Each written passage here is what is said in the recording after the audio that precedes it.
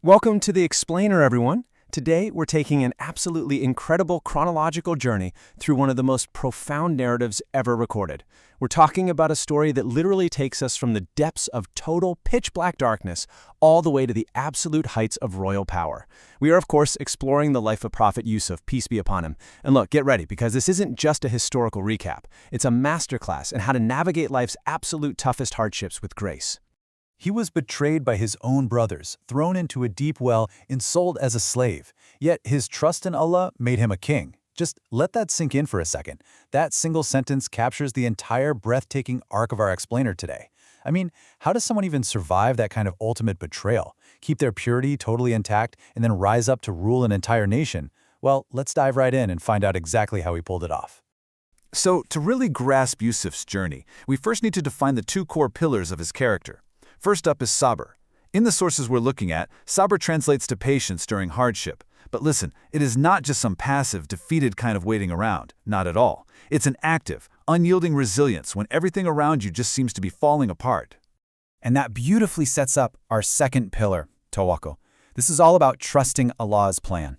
It's this deep-seated, unshakable belief that even when you are literally at the bottom of a well or metaphorically in a really dark place, there's a divine wisdom at play.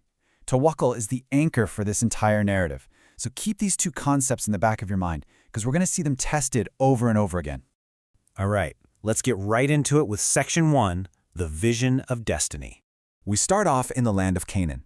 Yusuf is this remarkably intelligent, beautiful young boy, and one night, he has this incredibly surreal dream involving the number 11. He actually goes to his father, the prophet Yaqub, and says he saw 11 stars along with the sun and the moon, and they were all bowing down to him. Now his father instantly knows this is a massive sign of divine blessing and future prophecy. But, knowing human nature, Yaqub gives him a very strict warning. He tells Yusuf to keep this vision a total secret from his brothers so they don't get envious. Which brings us to Section 2, Betrayal and the Well.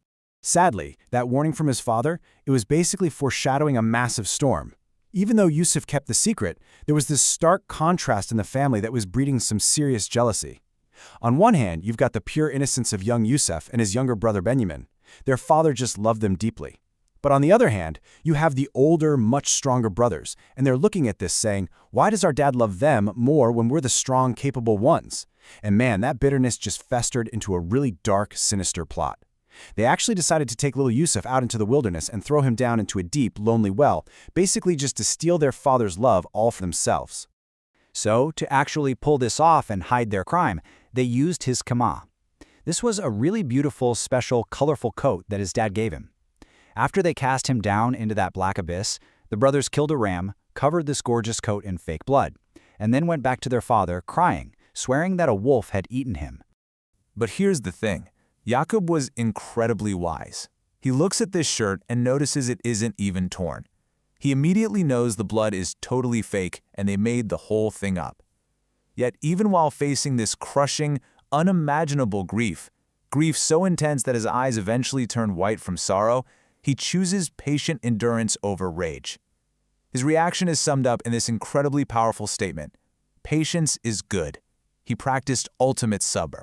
And the story moves forward with Section 3, from slave to servant.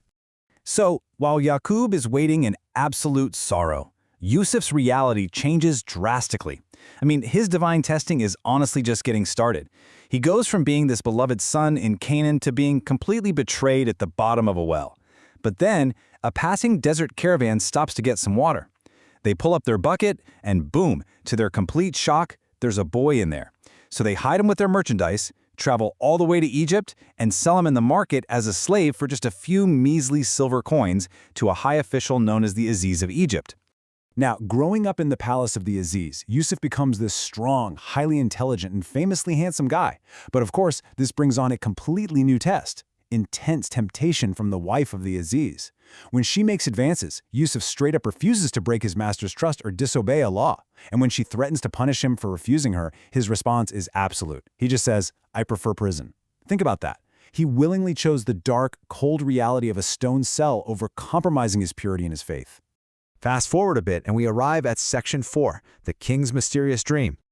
Okay, so Yusuf is sitting in that prison for years, completely innocent. And while he's there, he's actually interpreting dreams for the other inmates.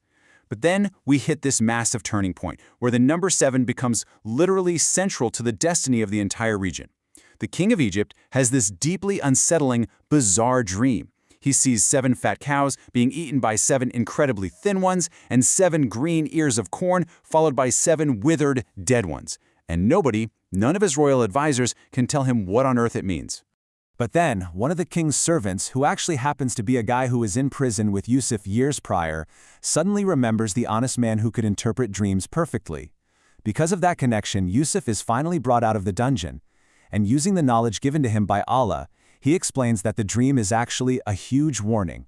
It foretells 7 years of amazing, abundant harvest, which will be immediately followed by 7 years of massive, devastating famine. Which takes us right into Section 5, Triumph and Forgiveness. Now, Yusuf doesn't just drop this terrifying news and leave. No, he provides a brilliant solution which actually earns him the role of absolute guardian of the nation's treasuries. His agricultural strategy is genius. Step 1, plant like crazy for 7 years. Step 2, and this is crucial, leave the harvested grain in its ear to protect it from rotting, and only eat a little bit. Then, step 3, carefully distribute all that stored food during the 7-year drought. Because he was so honest and knowledgeable, the king puts Yusuf in charge of this entire massive operation, and he ends up saving not just Egypt, but all the surrounding nations too. So during this severe famine, people are traveling from far and wide to come to Egypt for food. And guess who shows up? Yusuf's brothers from Canaan. They're standing right in front of him begging for charity, with absolutely no idea that the incredibly powerful ruler they're talking to is the little brother they threw into a well all those years ago. After a series of events that really tested their character, Yusuf finally reveals who he is. And in what has to be one of the most powerful, emotional climaxes in history, he doesn't seek revenge. Instead, he chooses ultimate mercy. He just looks at them and says, "No blame will be on you today. May Allah forgive you." And that brings us to our final section, Section 6, the promise fulfilled. This act of just supreme forgiveness kicks off a truly miraculous conclusion. You see, Yusuf knew his father Yaqub had actually gone blind from decades of crying over him. So he tells his brothers to take his shirt back to Canaan and cast it over his father's face. And guys, the exact moment it reached him, Yaqub's sight was miraculously restored. That unyielding hope, that decades-long sabr, it was finally realized. Eventually, the entire family travels to Egypt and they are completely reunited at last. Yusuf places his parents on the throne, and they, along with all his brothers, bow before him. That childhood dream, the 11 stars, the sun, and the moon, had actually come true. It brings the whole narrative full circle, and it absolutely proves that Tawakkul, that true, deep trust in a divine plan, never ever goes unrewarded. So I want to leave you with a final thought to chew on. Prophet Yusuf's legacy is defined by this unshakable patience and purity.